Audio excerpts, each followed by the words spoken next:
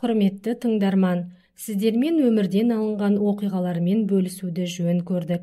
Бұл видеомызда қабыл болған дұға туралы әңгімелейтін боламыз. Арнамызға тіркеліп алуды ұмытпаңыз. Айтылған ғибратты әңгімелерімізден жақсы ой түйеді деп үміттенеміз. Бұл оқиға шынайы өмірде болған еді. Құрбым Жанар маған өз дұғасының көркем түрде қабыл болғаны туралы әңгімелеп берді. Ол әңгімесін былай баяндады. Ол кезде мен жас едім. Жасым 26-да болғанда әкем қайтыс болды. Сөйтіп анам мен сіңіліммен қалдық. Анам қарапайым жұмыста істейтін, сол себепті жалақысы көп емес еді. Сіңілім болса мектепте оқиды, өзім де жұмыс істеймін, бірақ тапқанымыз өзімізден артылмады. Сол уақыттарда мен көп ойланатынмын. Ертең мен тұрмыс құрсам, той жасауға анамның шамасы келе ме екен, қыз жасауын жасап бере ала ма екен деп. Сөйтіп мен Аллаға көп дұға ететінмін.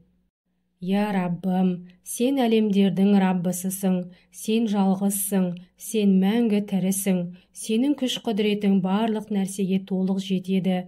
Мен тұрмысқа шығамын деп шешім қабылдағанымда, анам маған ұзату тойымды жасап, қыз жасауын толық жасап беруін нәсіп етші деп көп дұға етіп жүрдім.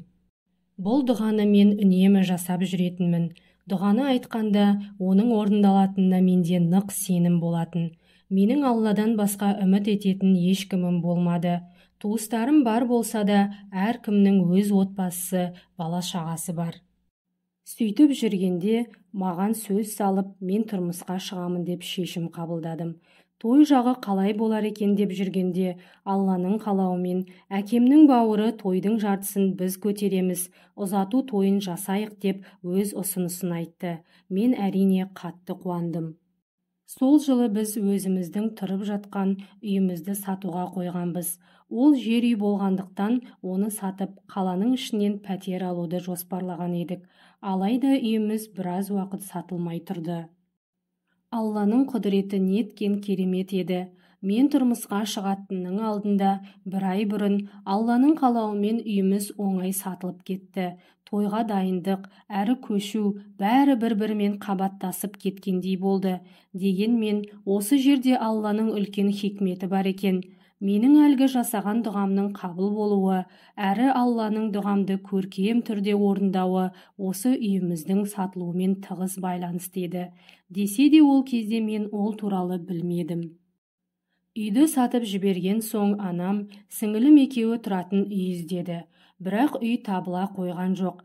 Ары іздеп, бері іздеп таппаған соң, батыс өңірінде тұратын нағашыларым анамды өздеріне қарай шақырып, анам үйді сол жақтан қарайтын болды.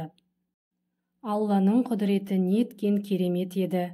Алланың қалауымен анам үйді нағашыларым тұрып жатқан өңірден сатып алатын болды. Бұйырған кетпес, бұйырмаған жетпес деген осы екен ғой. Тура өзі іздегендей, ойындағыдай евроремонты жасалған, әрі үйінде бүкіл жиһаздарын қалдырып, шұғыл түрде жұмыс бабымен көшіп бара жатқан адамның үйі бұйырып, анам сол үйді сатып алатын болды. Ендігі қызық мынада еді. Анам біздің тұрған үйді сатып, үйдегі бүкіл дүниені маған қыз жасауы етіп қалдырып кетеді. Әрине жаңадан ыдыс-аяқ, көрпе-жастықты алып бергені де бар. Алайда үйге қажетті болған майда-шүйде заттың бәрін анам маған қалдырып кетті. Алла неткен шебер еді, асқан даналық иесі.